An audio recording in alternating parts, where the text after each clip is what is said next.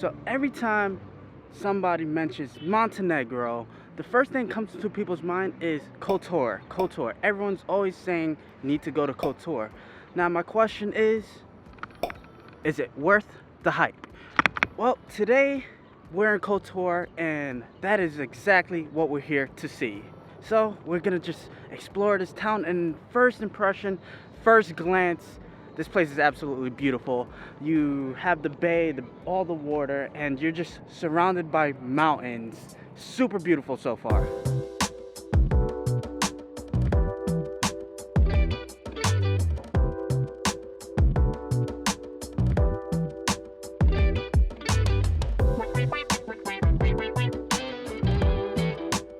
Okay, so we just entered Kotor's old town through the main gate called the Sea Gate.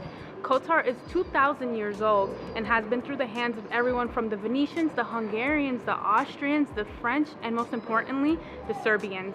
But now it's a major tourist destination that gets over 100,000 visitors a year, and we're probably in the heart of the season right now. August is the busiest month with the highest prices. The old town is just filled with so many quaint little alleyways. You could just walk around all day and get lost. You go to the souvenir shops, the restaurants, anything.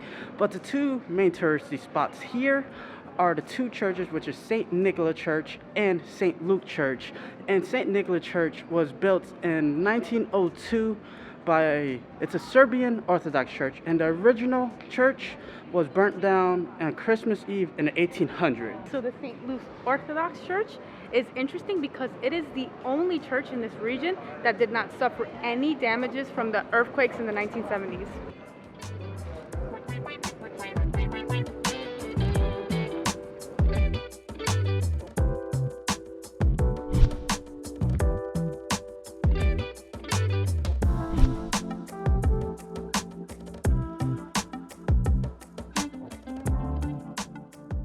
Another important thing to see in Kotor is the old walls, and you cannot miss it because it surrounds the entire old town. It's actually 4.5 kilometers long and 250 meters from sea level high. And of course, you could climb on top of the old wall, which is free of charge, and it just gives a great view of the entire city, the mountains, and of the bay. There's even houses built on top of the old wall, which is interesting to me. So our next stop is the Kotor Bazaar.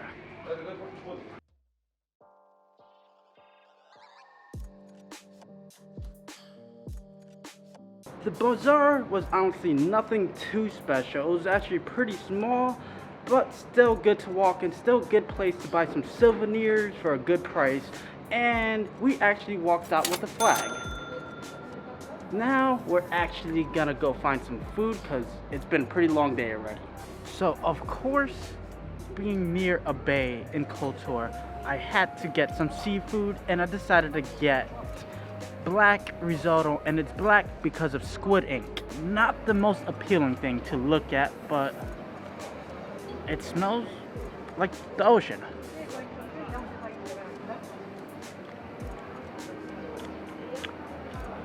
So it's not really too flavorful. You just have hints of a nice savory flavor and hints of seafood into it. And texture is really nice and creamy actually. This is actually my first risotto in my life. Not bad. But if you are a cat person, a cat lover, you definitely need to come to Kotor because this place is just filled with so many cats, and they're really, really big. For example, this cat right behind me, yeah, they should name this place Kotor.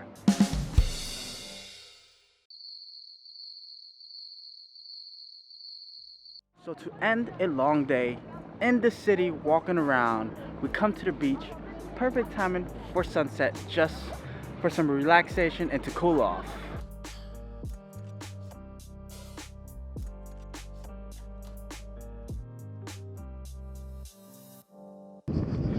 one thing worth doing in Kotor is taking a day trip to one of the surrounding cities around the bay. And today we decided to go to Parast, and this place is actually 2 centuries older than Kotor.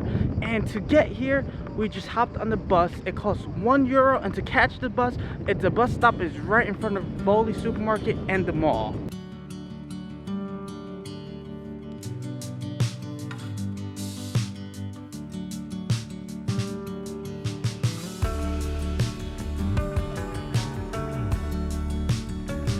This town is beautiful, just like Kotor, but with a different feeling to it and a lot less touristy, so it makes it a little bit better. And now we're about to climb up to this big clock tower that overlooks the entire town.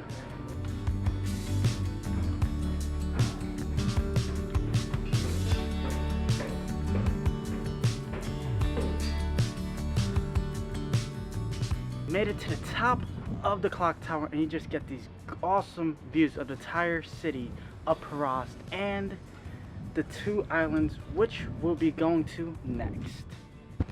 Made it to Our Lady of the Rocks Island, which is an entirely man-made island, and it was created by rocks and shipwrecks. And apparently every year there's a festival where a bunch of boats from Parast and Kotor come here and throw rocks at the island to keep it afloat. Now you can get to this island from Kotor for around €10, or Parast, which costs €5 for a direct, or I opted for a tour. It was around like an hour on a boat with a glass bottom so you could see the water, which was very nice, and it just drops you off at the island for €10. Now this island is really small, and it's basically just a church and a souvenir shop, but it is definitely worth a visit.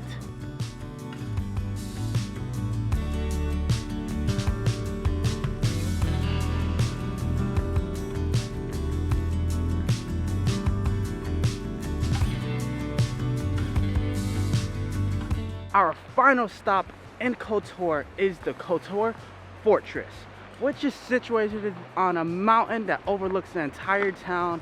And there's 2 ways to get there. There's a whole staircase, which is like 1,000 and something stairs, which costs €8 to do.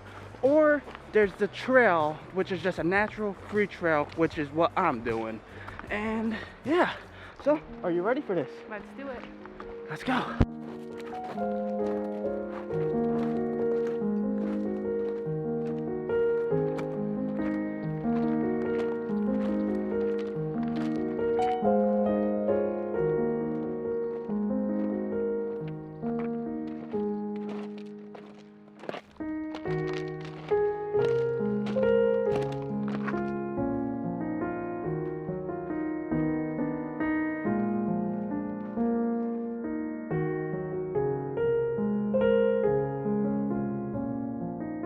Cool thing about taking the back path is you actually pass this abandoned village where there's an old abandoned church, and you can see just the old structures with the old buildings that used to be here. So I'm definitely glad we took this way today.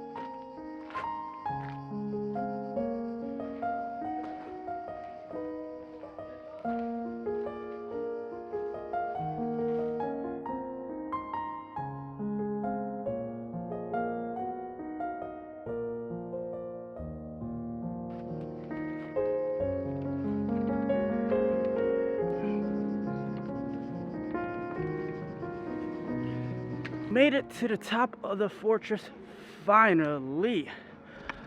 How do you feel about this? I am tired but happy to be at the top. Just get an entire view of the entire Kotor from the top of here. Today is kind of a strange, hazy, foggy day, unfortunately, but nonetheless, still super nice up here.